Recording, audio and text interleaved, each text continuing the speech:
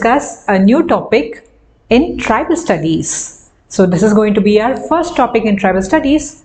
So I don't wish to bore you, explaining everything about what is a tribe, what are the different classifications of tribes given by various people based on occupation, the racial classification, based on their various classifications of the tribes.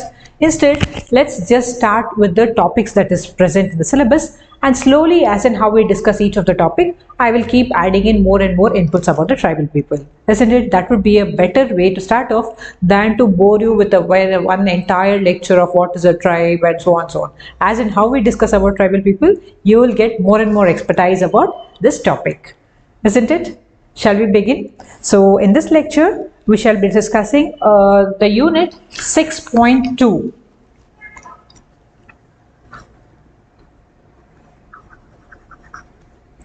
We shall discuss unit 6.2, problems of tribal communities.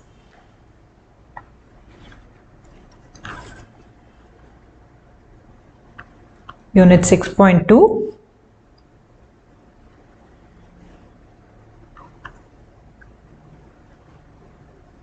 Problems of tribal communities.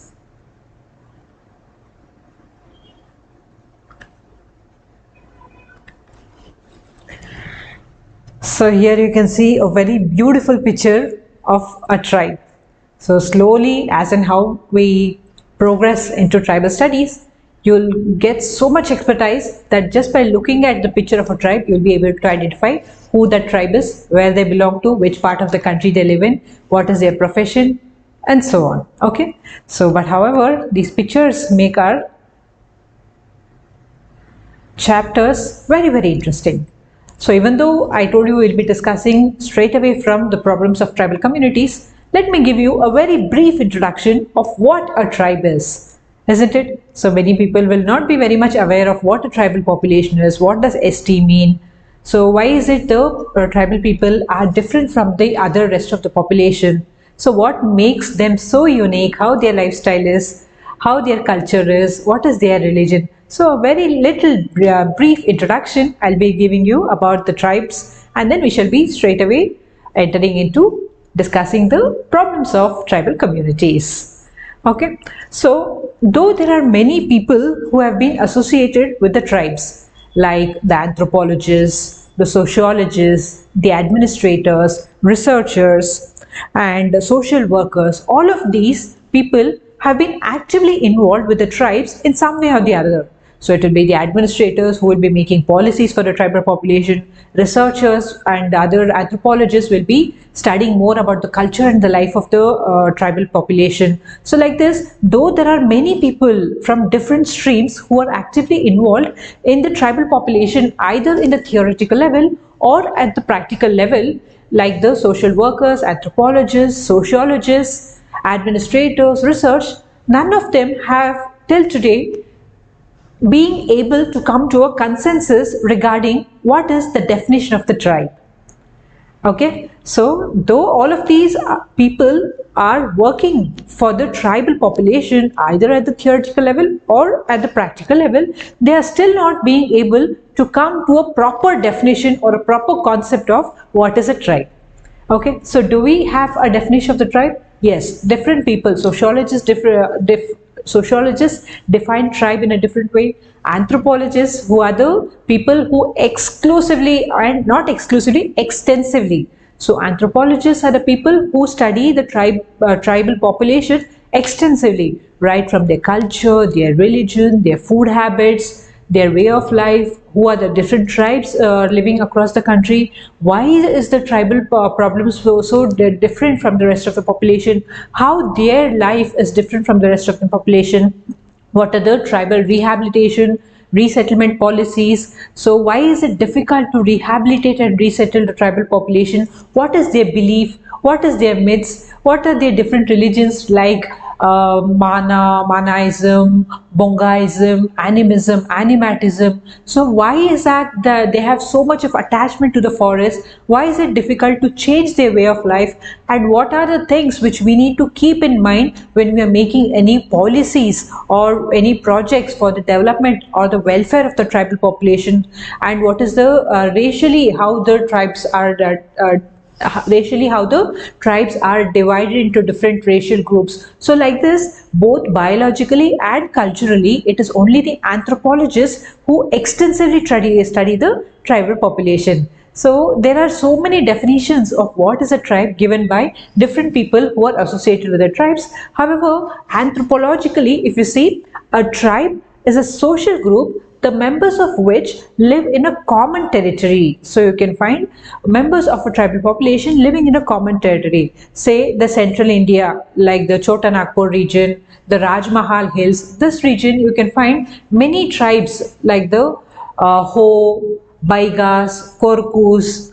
Okay, so all these tribes are particular to that region. Similarly, in northeastern region, you have certain tribes. In Andaman and Nicobar, you can find the Andamanis, Jarawas, Sentinelese, Onge, Shompens. So all these tribes are particular to that region. Similarly, we have various tribes in southern India. So there are tribes who are specific to a particular region in Tamil Nadu, like the Todas of Nilgiris. You can find them there. Then you have the other Irulas. Okay, so like this, there are various tribes who are living in a particular region. So you can say the tribe are the social group who occupy a common territory. They have a common dialect, isn't it? What do we mean by dialect? So I think in my previous classes also I've told you what we mean by dialect. So it is a different forms how a language is spoken, isn't it? So you can say in Hindi, you can find Bihari speaking Hindi in a different way, people belonging to UP speaking Hindi in a different way, people belonging to Mumbai or Maharashtra speaking Hindi in a slightly different way. So like this, even though all of them speak the same language, Hindi, you can find slight variations in which they speak, isn't it? That is what we mean by dialect. So if you can find that if a particular tribe is there, all of them will speak the same dialect. Okay, they have a uniform social organization. Okay, then they have cultural homogeneity. So you can find all the members belonging to a particular tribe, they will have similar cultural patterns, be it in food, be it in dressing, be it in the festivals which they celebrate, be it in the language which they speak. So there will be cultural homogeneity among the members belonging to a particular tribe, and they have a very simple level of technology. You cannot find very sophisticated lives among the tribal population. They have very simple lives and very simple technology, and they trace their origin to a common ancestor. Okay, this is how we define a tribe according to anthropological terms. That is, a tribe is a social group, the members of which live or occupy a common territory. They have a common dialect, they have cultural homogeneity, they have a simple level of technology, and they trace their origin to a common ancestor. Okay, this is a very simple definition of what a tribe is.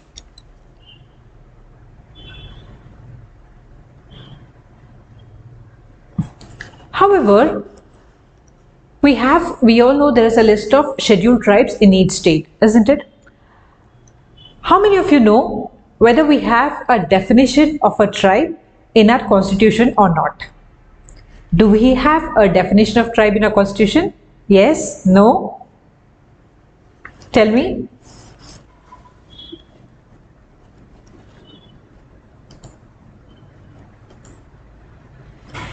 Does our constitution define who a tribe is?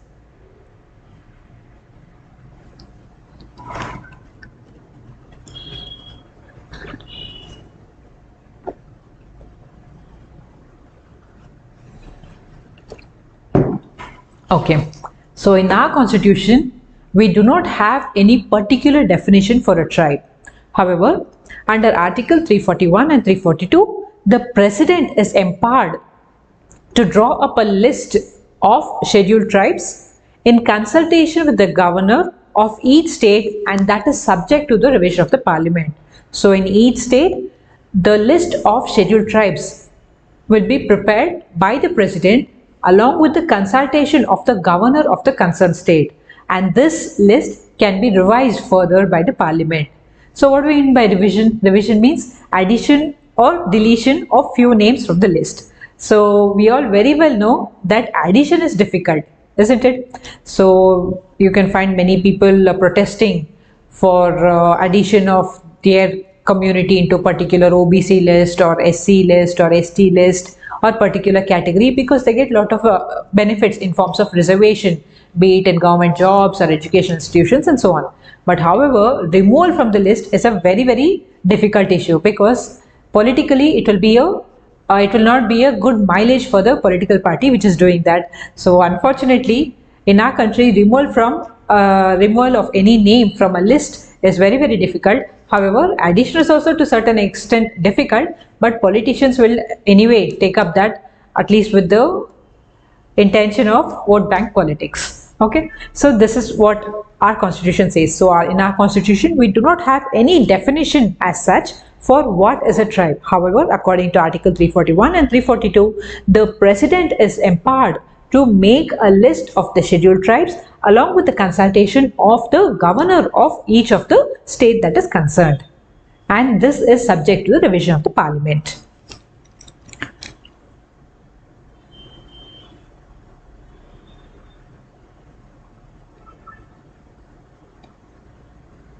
So here you can see some very beautiful tribes. This is the Apatani.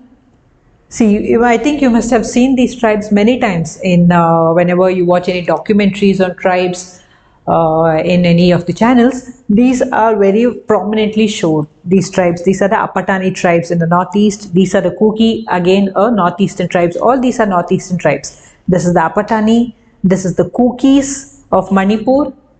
Okay, and this is the Akka tribe. Then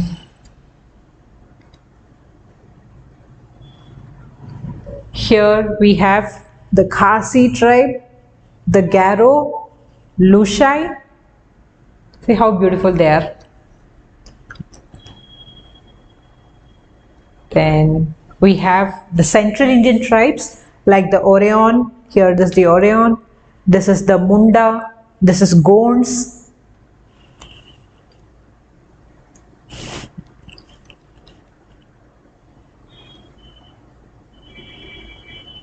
This is the Koraku tribes.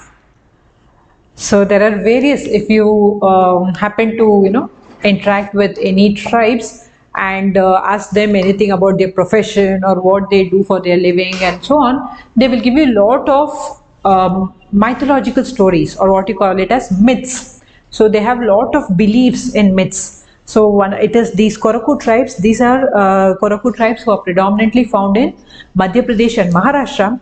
And they worship Baladio, who is considered as Shiva.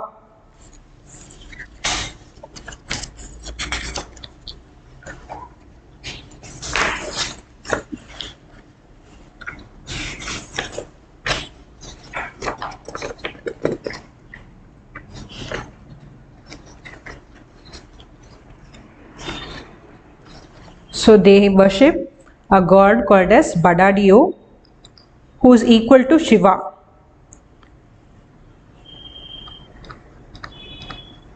Badadio and his wife. So his wife name is Gangu Devi. So in Hindu mythology we have Shiva and Parvati, isn't it? So similarly here they worship god Badadio and Gangu Devi, his wife.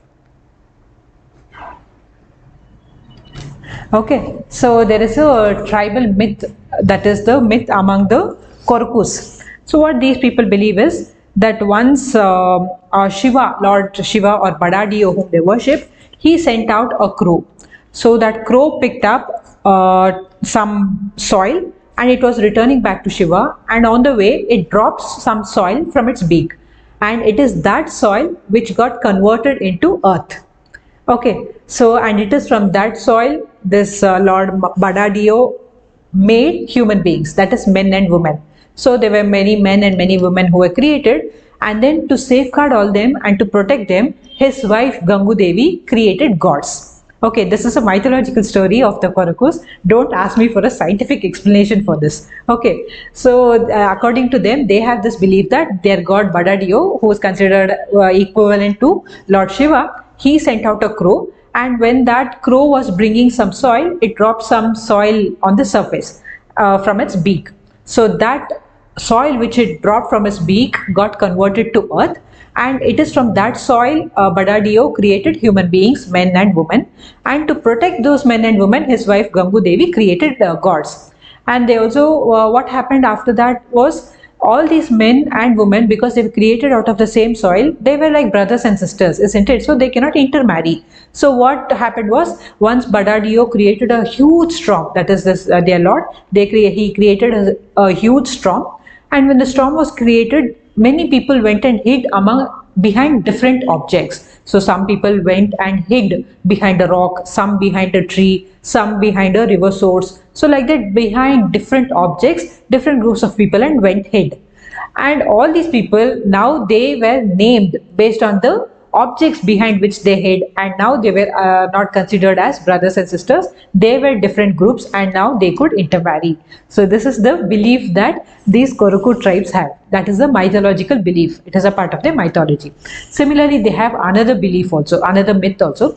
They say that once their ancestors, okay, these Koraku tribes, they are actively involved in agriculture. They are not hunters and food gatherers. So among tribes, we have people who do hunting and food gathering. We have tribes who do shifting cultivation. Some tribes who have become settled agriculturists. Some tribes who are nomadic pastoralists. Okay, like the Todas. They are not nomadic, but they are pastoralists. The nomadic pastoralists, I can give you an example of the Bakrewalas of the Himalayan region. Bakrewalas in Kashmir and all these places. If any movie song is shot, you can find in the very opening scene, they'll show a few, one or two men driving away a few, yak or other animals, sheep or something like that. So these are the Bakrewalas. So they are nomadic pastoralists who keep moving from one place to the other depending on the change of the season, and also in search of new green pastures for their cattle. So these are the nomadic pastoralists. So under tribes also we have various classifications which we shall all be discussing in the later classes. Okay, so we have hunters and food gatherers, we have nomadic pastoralists, we have settled agriculturists, we have tribes who are still practicing shifting cultivation.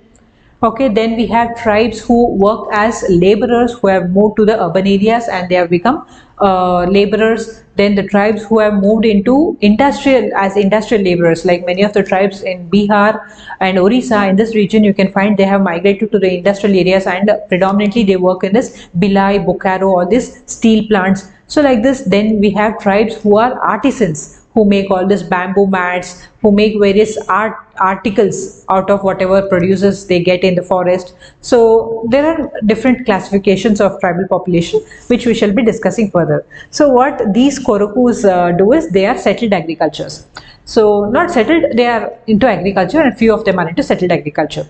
So there is another mythological story as to why they become agriculturists. So initially what happened, it seems, when their ancestors who were initially doing hunting and food gathering, their ancestors started hunting deer, and they start chasing it, and they run behind it with their bow, arrows, spears and all. And what happens was, this deer goes and hides inside a cave, in a huge mountain. So what will happen, these hunters will just wait outside of the cave, so that when the deer comes out, they will kill it and they can take it. But when they were waiting, a saint or an ascetic passes nearby, and that ascetic, you understand what's the meaning of ascetic, right? A-S-C-E-T-I-C. Ascetic means saint, sadhu, whatever you call it. So there was one person who passes by when these people were waiting for the deer to come out of the cave. So that time this saint gives them few food grains, and he tells them, henceforth you are not supposed to kill animals. Instead you have to raise food grains, and you have to do agriculture and make your living out of that. And they say it is Lord Shiva who came in the avatar, or in the form of an ascetic or a saint, and it is he who told them to stop hunting animals and to take up agriculture. And it is from that time the Korakus gave up hunting animals and they started doing agriculture. So like this, Among each of the tribes, you have various mythological stories, various myths, be it with the religion, be it with the occupation which they do. They will have many stories, even to the about their ancestors, about the stars in the sky. So whatever cultural practices, whatever practices which they conduct, doing rituals which they conduct during marriage or death, or how their houses are designed, how their lifestyle is, what activities they do on their day-to-day basis. So for all of these, there are various mythological stories which we shall be discussing in each chapter. As and how we discuss more topics in tribal studies, we shall discuss lot of mythological stories. So that is what makes tribal studies very interesting. So have any of you heard these kind of stories about the Korukus until now? Not really, isn't it? So how they worship Badadio and Gangu Devi, and how people were formed out of the soil which was dropped from the beak of the crow, and how, because they could not intermarry, Lord Shiva or Badadio created a huge storm, and based on where people hid, behind which objects, they were considered into different groups, and now they could marry.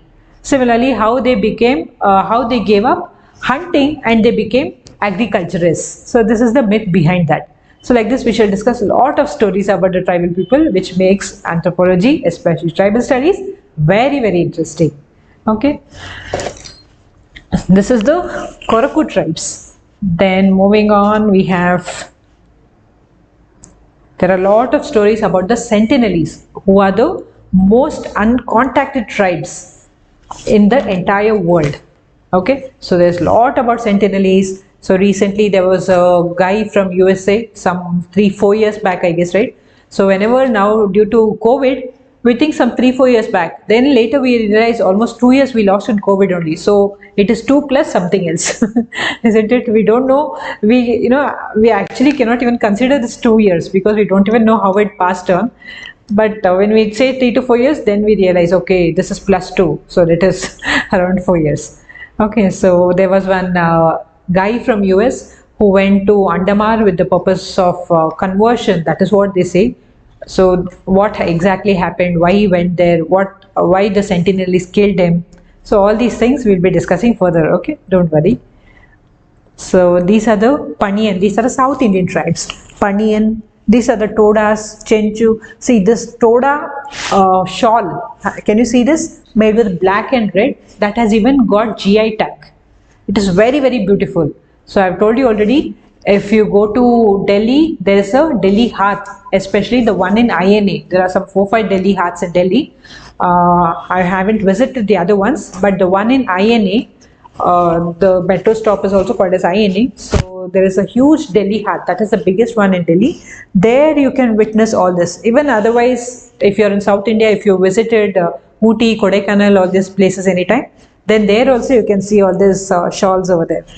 Okay, so I happen to click few pictures and all.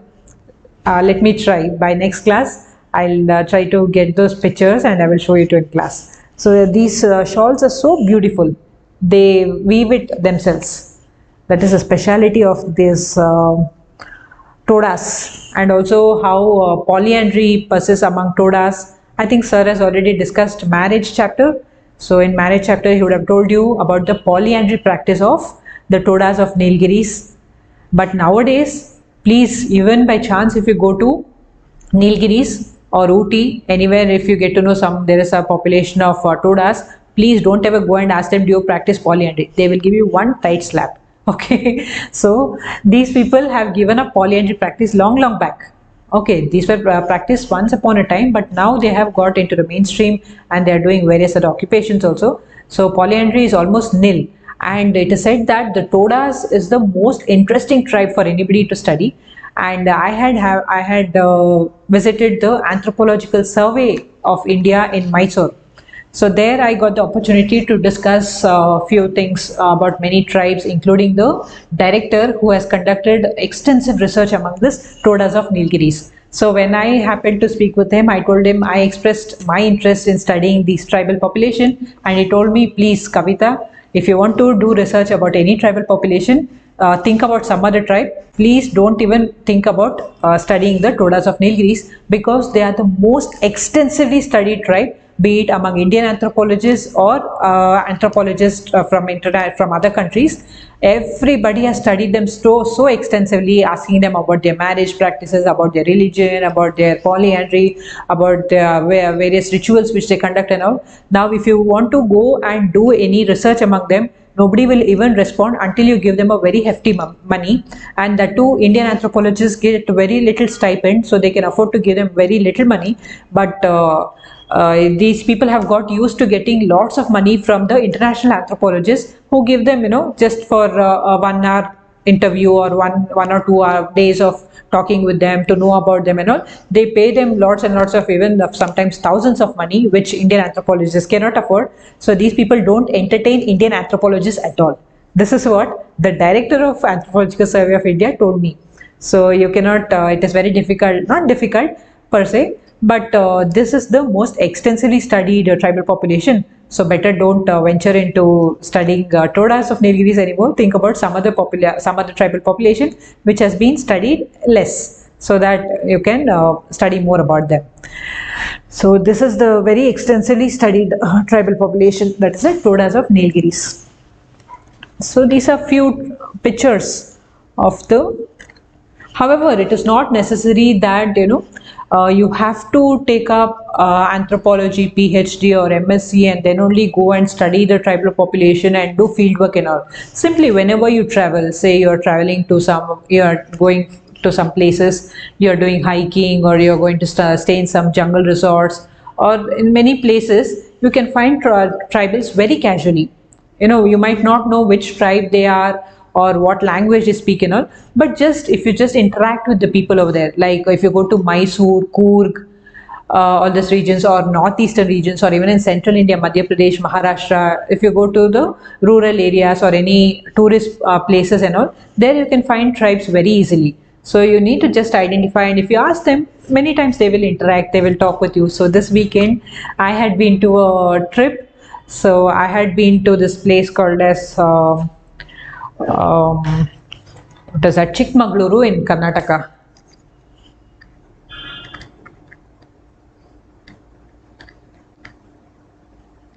So that is a forest region.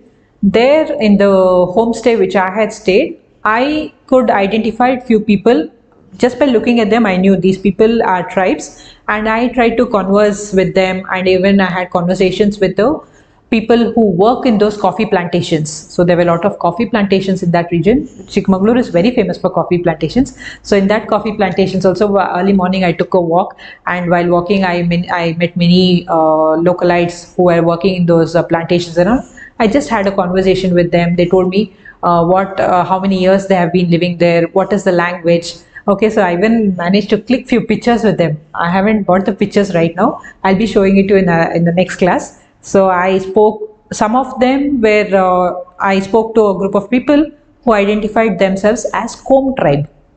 Okay, so these Kom tribes actually are native to Manipur. So Kom tribes are predominantly present in Manipur region. However, these people, when I asked them, when they said Kom, I could understand, and I asked them what, I tried to converse with them in both Hindi or Kannada. So neither they knew Kannada nor Hindi, but somehow to little extent they could understand the Hindi which I could speak with them, because maybe it's in of similarity in the language. When I asked them what language exactly they speak, they said again the language is also called Kom, and they belong to a tribe called as Kom.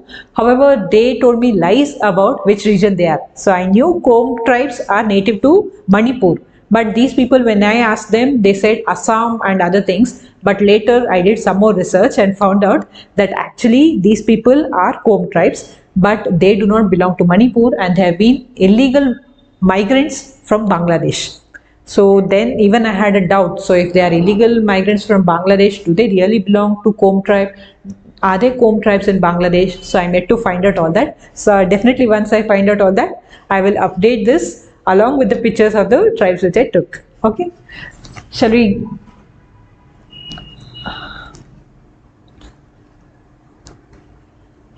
So we shall start discussing today's chapter, problems of tribal communities. So as and how we discuss, I'll keep telling you more and more interesting things like this.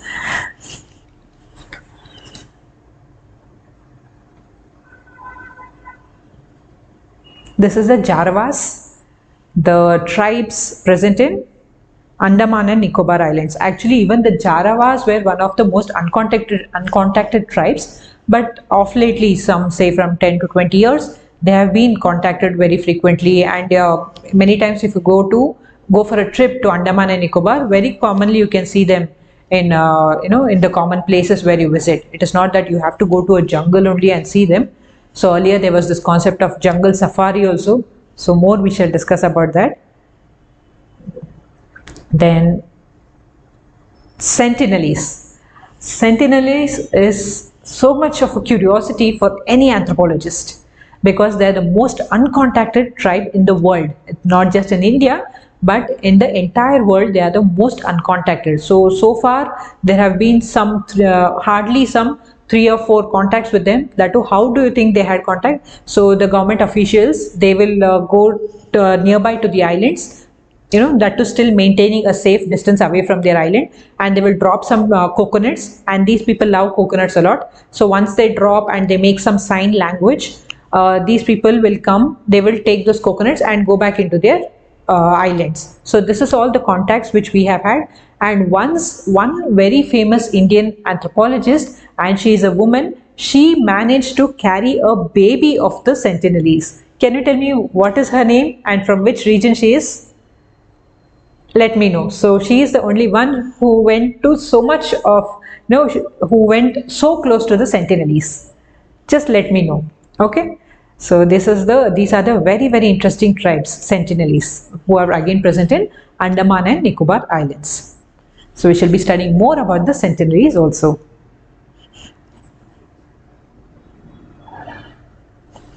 Fine. Now we shall start discussing the problems of the tribal communities.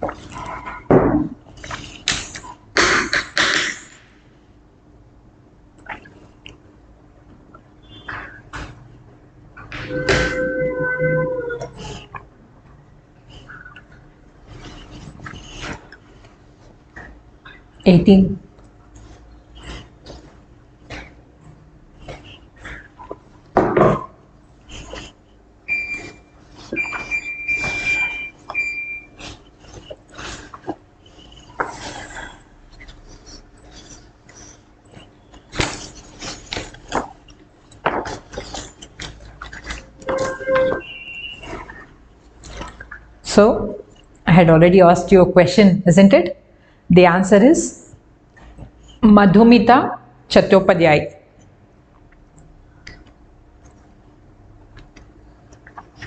So, first, the problems of tribal communities. It is unit 6.2.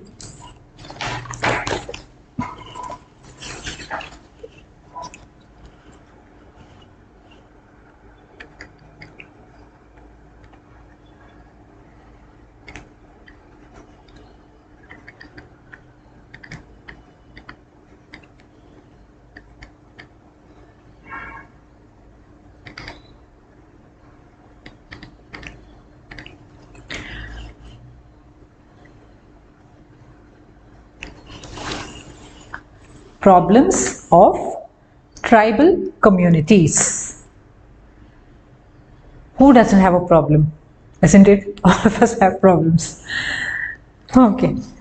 Problems. What are the major problems of the tribal communities? So here we are not discussing the problems of you and me. Okay, all of us have a lot of problems. Problems in every day-to-day life, short-term problems, just like how we have short-term goals, long-term goals, isn't it? Nowadays, that too with increase in social media platforms, so many goals, everyday goal, every hour goal, and then goals for a year, how much you have to travel, how much salary package you have to achieve by this year end, how many destinations you should have traveled by this year end, then again personal problems, relationship problems. So all of us have all sorts of problems. So that is not what we are going to discuss here.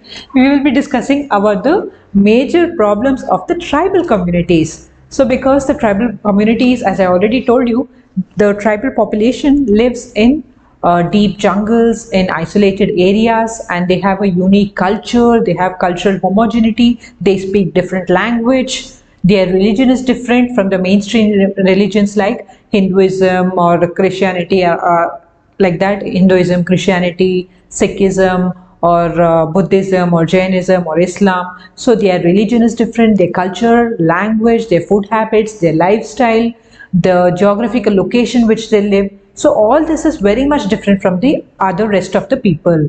As a result, their problems are also very unique. So in this chapter, we shall be discussing the major problems of the tribal communities. So first problem which we shall discuss in that is indebtedness.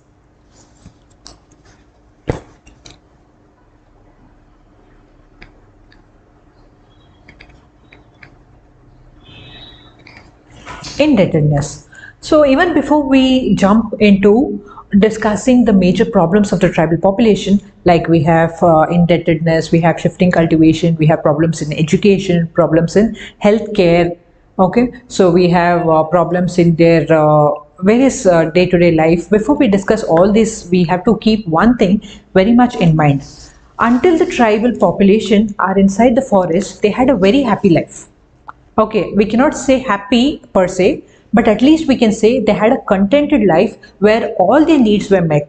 So when they are inside the forest, they are like kings. They have control over their life, they have control over the resources, they can make their life and their living with whatever products that is available in the forest. So they will hunt, they will kill the animals, they will gather food from the tubers or whatever other food that is available in the forest. They will collect honey, they will kill some small animals and they will eat it, and with whatever bamboo or other materials which is available in the forest, they will make their huts. Okay, and with other materials which is available, be it anything and everything, right from the food they eat, right from the clothes which they wear, to the activities which they do, for the construction of the house, whatever they need in the life, everything is given to them by the forest and the forest resources. So they get everything inside the forest, and they have having a very happy life over there, right? So they do not have any major problems as such until they are living in the forest. But once they start moving out of the forest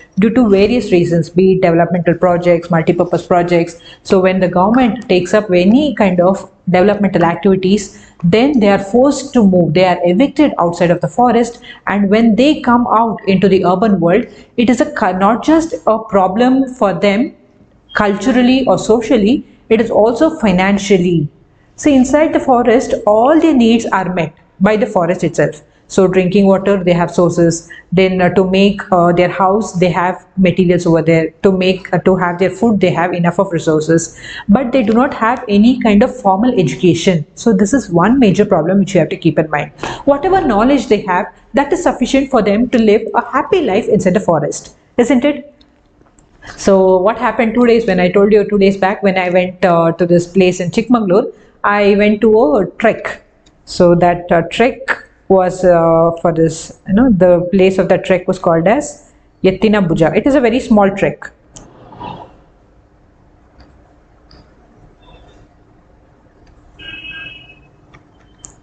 There's a small hill, you can call it, where we can walk for around 2 or 3 kilometers max, and that is a small trek. That place is called as Yettina Bhuja. Okay, so what happened when we started moving? It was already around late afternoon, and it started raining also. So when we were walking, in one place there were leeches, and one leech happened to get into my nephew's shoes, and it bit him in his leg. He started screaming and shouting, saying, "Oh, something bit me! I don't know if it's a snake or what is this. Oh, what is going to happen to me? Come back, we'll go. We have to rush to the hospital immediately. We have to see what is this," and all those things. Then we just checked the environment, we just checked around. Then I told him it's not a poisonous snake, or it is not any snake also. First of all, it is just a small leech which has bit you, and for that we can just add some Dettol solution, or we can even add a salt solution, and further when we go back, if needed, we can go to the hospital. So this is how we know about the forest. This is what we know about the forest or the animals or that terrain. We have formal education over here. We go to schools, we study ABCD, we study physics, chemistry, maths, biology, history, geography, everything, and this helps us in getting into a job or making a life. However, the people, tribal population who are living in the forest, they also have a lot of knowledge. They have vast knowledge, but not in the subjects which we are studying. You can find that they have a lot of knowledge about the plants and trees which they are living in. So which plant is fit to eat? Okay, suppose there's a fruit or a flower, whether it is consumable or it is not consumable, whether if you eat it, you will die or not. Okay, and if suppose there's a snake bite, which leaves you have to find, and you have to either consume it or you have to make a paste out of it and apply it on the wound. Until you cannot say that that will completely cure the poison from the snake bite, but at least for a first aid. So what can be done?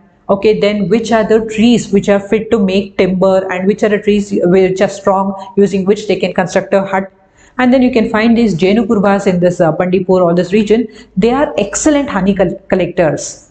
Okay, these people have so much of knowledge in honey collecting and keeping bees, that even from a very long distance they can sight the honeybees. They know the tactics, how to go and collect the honeybees. Whereas you and me, what we will do, if suppose we spot a honeybee or a beehive, we will immediately rush away from that place with the fear that those honeybees will come and bite us and it will sting. Isn't it? But these people are so skilled that they know exactly which herbs they need to apply on their body, which is a repellent for this honeybees, so that they can go collect the beehive and they can extract honey from that carefully without getting bitten. That is very, very important, right? If you get bitten by a huge number of honeybees, there are even chances that it can lead to death. Okay, when one or two or very few of them bite, then you will have swellings all over the places where it has bit, and it will take some time to with treatment it will take some time to become normal. But however, if a huge swamp of bees come and if they bite you all over your body, then there are chances that it can even lead to death. So like this, if you see the tribal population, with whatever activities they are doing inside the forest, they have excellent knowledge, and they know what knowledge and what activities they need to do their life. Whereas we people being in urban areas, we do not have those kind of knowledge. So we cannot say the tribal population is illiterate or uneducated. So what is the ultimate aim of education? It is the welfare, that is to make our life happy, isn't it? With whatever education, what are we doing? We are trying to write some exams with the intention of getting into a job, and with the intention of getting some money so that we can lead our lives, isn't it? So ultimately they are also doing that. They do not have degrees, they do not have certificates, but with whatever knowledge they have, they are living their lives very peacefully. So we can never tell that the tribal population is illiterate or uneducated. They are knowledgeable, they have knowledge to lead their lives, isn't it? So like this, there are you need to understand, before discussing any of the tribal problems, until the tribes are in the forest, they are the leaders over there. They are not controlled by any external factors. There's nobody forcing them, or they're not inside a cubicle sitting, this is how we have to do, this is how we have to work. So nothing like that. They are free living people. They live inside the jungles, they hunt whatever they need, they eat, they build their house. They get all the resources, all their needs satisfied within the jungles. They do not have any aspirations for property, isn't it? They do not have aspiration to buy so many flats or so many houses. Their needs are very, very limited. They do not have aspiration for mobile, TV, fridge, air conditioner, a lavish lifestyle, a very high-tech car like Porsche or Lamborghini, nothing like that. They have a very, very simple life, and all the needs of whatever needs they have inside the forest, it is satisfied by the forest. So until they are inside the forest, their problems are very, very minimal. Again, I will not say it is nil. The problems are very, very minimal. But once they are forced to come out of the forest into the urban areas, now their life also changes, both socially, culturally. They also start seeing other people. Now they also get many aspirations. They want mobile phone, they want television, fridge, refrigerator. But however, they do not have the same formal education which the people outside have. As a result of which, these people take up menial jobs. Okay, they cannot get highly qualified jobs or white collar jobs because they do not have education. So they have to take up menial jobs and they earn very less, as a result of which they will get into poverty, indebtedness. Okay, many a times they will lose their lands. They will go and work as laborers in other people's farms. Okay, they will sometimes do other activities, small activities like watchmen, or many labor related jobs, and that leads to various problems. Okay, so it is not only a single thing which is leading to the problems. As in how we discuss the problems like indebtedness, poverty, slowly land alienation and so on, you will understand much better. First and foremost, even before going into indebtedness, first let's discuss land alienation, so that you can understand indebtedness in a much better way. So first we shall discuss land alienation.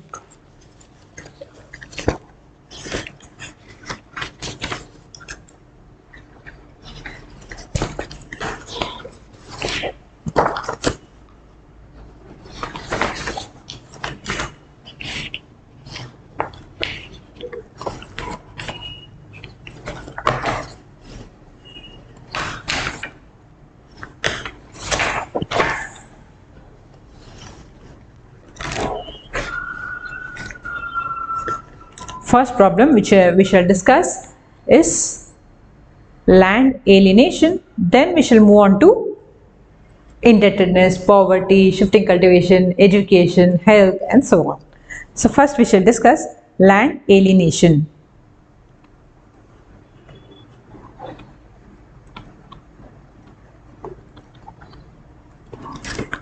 Land alienation. This happens due to various reasons. First and foremost, it is due to the forest laws. It is due to the forest laws. So initially, there will be many tribes who are hunters and food gatherers, who are nomadic pastoralists. So what do nomadic pastoralists do? They keep moving from one region to another. So in search of fodder for their in search of food and fodder for their cattle, and they want to look for green pastures and source of water for their cattle, and also for their livelihood also, whatever it is needed. So when the green pastures and fodder is available in one region, they will settle in that region for some time, and until all those resources get exhausted. And in one place, if the resources get exhausted, be it the green pastures, fodder, food, even for them, then they will move on to another region. And this also happens seasonally. So during summer, you can find that it is very difficult to find green pastures. So during summers, what they will do is they will move to the hilltops where there is still availability of green pastures. So during summers, they will be in hilltops, and during winters, they will move to another place. So like this, according to the changes in the season, they keep moving from one place to another in search of food, fodder and green pastures for their cattle. And even the hunters and food gatherers. So one major problems of the hunters and food gatherers is, until these forest laws came into existence, they had a vast stretch of forest which cannot be curtailed by boundaries. So we can find that many forests are divided or shared between different states. Say even the forests in the Western Ghats, all the Western Ghats come all the way from Maharashtra up to deep south. Okay, so Maharashtra and even Karnataka, Goa, Kerala, all these states, there are where the huge stretch of forest in the Western Ghats is shared by all these forests. So can you tell any hunter and food gatherer that this is the region, this is the stretch of forest which belongs to Karnataka, so you're not allowed to move beyond this, or this is a stretch of forest which belongs to Kerala or Goa government, and you have to do hunting and food gathering within this. So like this, hunters and food gatherers themselves have peculiar problems which we shall be discussing. So first and foremost, these hunters and food gatherers are extensively dependent on the forest for their livelihood. So these people are very much free living nomadic people. You cannot curtail their movement. They will not stay in one place for a long time. So say they will come to one place, they will stay there for 1 or 2 months. They will do the hunting and food gathering, or not even 1 or 2 months, even before that they will move on along with their entire band or tribe. They will move to another region. So they keep moving according, they keep moving to vast stretches of land without any political boundaries. So when the forest laws came into existence, what happened was forests were classified into reserved forest, isn't it? So we have the classification of forests into reserved forest, protected forest, and common forest, like this. And even few forests were converted into tiger reserves. So in Karnataka, how many tiger reserves do we have? And tiger reserves are very important in Karnataka. We have 5 tiger reserves in Karnataka. One is Anshi and Dandeli. Dandeli, not Dandeli, Dandeli.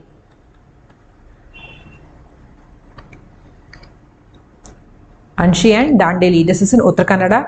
Then we have Nagarhole and Bandipur. Not exactly Bandipur, Nagarhole Tiger Reserve. Okay. Then we have Bhadra Tiger Reserve. Then we have BRT Hills, that is Biligiri Ranganbetta. BRT Hills, which we call it as, that is another tiger reserve. And which one is the 5th one? So we have 5 tiger reserves in Karnataka: Anshi and Dandeli, Nagarhole, Bhadra, BRT, and what's the 5th tiger reserve? Can any of you tell me?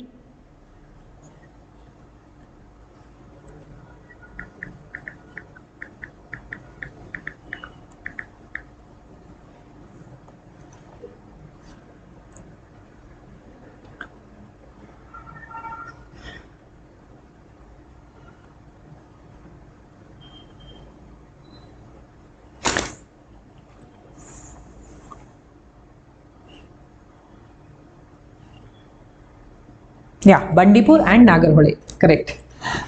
Okay, so Bandipur.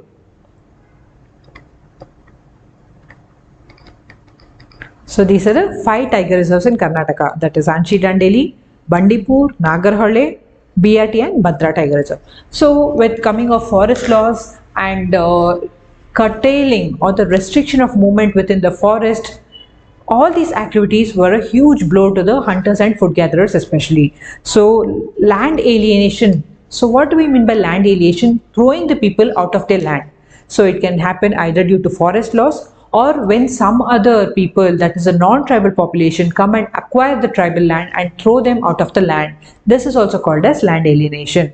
So when they are in the forest, say they are living in Bandipur and Nagarhole, when the tiger reserve was made, the Jenu Kurubas, who were traditionally forest dwellers, they were traditionally living inside the jungles, they were forced to move out of the forest because it was converted into a tiger reserve. As a result of which, what will happen is, they have been living in this forest for several generations, and when they move out of the forest, they lose their land, which is very, very important for a tribe, and and this leads to several other problems like indebtedness, poverty, and so on. Okay, did you understand what we mean by land alienation? Land alienation means losing the land to somebody else. Okay, losing the land which traditionally belonged to them to somebody else. That can happen due to various reasons, like first one I told you, because of forest loss, and also many times what happens is the government will take up any multi-purpose projects. Say they will construct they will do a mining project over there, or they will they will have a project for generation of electricity, or some other multi-purpose project for multi-purpose project. What we mean by it might be for irrigation purposes, or it might be for mining, or it might be for various other activities. Okay, so for all these activities, if for the generation of electricity, for any of these activities, if the government takes up any project in which the tribal has been living, they will be evicted from that region, and this leads to loss of their land. So they lose the land which they have been traditionally living in since several generations. This also leads to land alienation. So the first reason for land alienation is forest loss. Okay. So I'm just telling you what are the possible reasons for land alienation, that is the forest loss. Second one is the various developmental projects which the government undertakes, like mining projects, irrigation projects, multi-purpose project, river valley projects, okay, or for extraction of certain minerals, metals. That is what we call it as mining, right? So be it for mining, for multi-purpose project, for any activities which the government undertakes, if the tribal population is moved out of that land, they lose the rights over the land. They lose their land. That is called as land alienation. Then this also leads to various other problems like indebtedness. Okay, many times land is also lost because of money lenders. So what will happen many times is there will be certain money lenders in the regions of the tribal population, and if a tribe needs money, what he will do, he does not have any education, so he cannot go to any cooperative society or bank or any other government financial agency to borrow money, whereas the money lenders are the people who are present at the scene. So the tribes, if there is any needs for them, say it be it a marriage or a death or any other occasion or any other ritual they want to conduct, or even for agricultural purpose or even for their cattle or for their children, whatever, they will go to the money lender and they will ask them to hand over them some money. So what these people will do, they will take their land property. Okay, they will take the land document and they will ask them to put a thumbprint. So many a times the tribal population are so innocent that they don't even know that if they put the thumb imprint, they will lose their land. So whatever the money lender, just because they need the money, they will put the thumb imprint, and this money they are unable to repay the interest for that, and this builds over a period of time. Then after some few years, what will happen is the money lender will come and tell them, see, you have taken so much debt and you have not paid any interest also, so now automatically the land comes to me, and they will throw them out of the land. This is also one of the reasons for land alienation. So there are various reasons for land alienation. The tribal losing the land due to forest loss, or due to any developmental projects which are being taken over by the government, and also to money lenders, because they fall into a trap of debt, poverty. They do not have money, not just for any activities, sometimes they do not even have money for their daily life activities. Say they do not have money to buy food grains to cook for that day. Automatically they will go to a money lender and they will borrow some money. And what the money lenders will do is, suppose the tribe, because he is not having numerical literacy, he doesn't know what is the difference between 100 rupees or 1000 rupees or 10,000 rupees. Say he will go and borrow 1000 rupees from the money lender, and what that money lender will do is he will add additional 1 or 2 zeros next to that, and he will take his thumbprint.